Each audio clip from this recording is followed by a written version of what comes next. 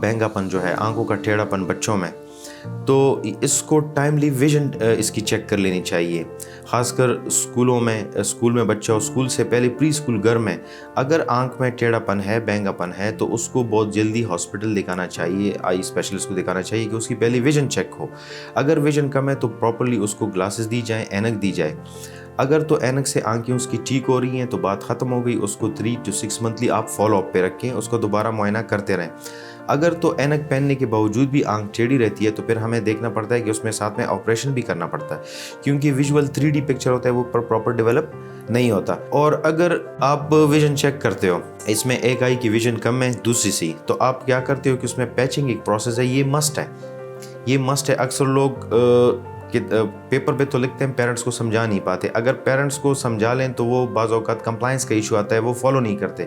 फिर ये बात है कि बच्चे को, अब बच्चा है, वो तो समझ नहीं पा रहा होता, तो प्रॉपर उसकी एक आई बंद करनी पड़ती है अकॉर्डिंग टू द एज। मतलब अगर 10 साल है तो 10 हफ्ते, वैसे ये 8 साल से पहले कर लेना चाहिए, लेकिन अब ये है कि बाद में भी एक चांस बच्चे को मस्ट देना चाहिए।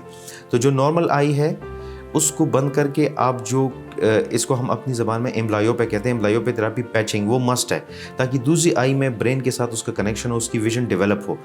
8 साल तक अगर आपने नहीं किया तो फिर आंख ठीक होगी लेकिन उसमें विजन डेवलप नहीं होगी।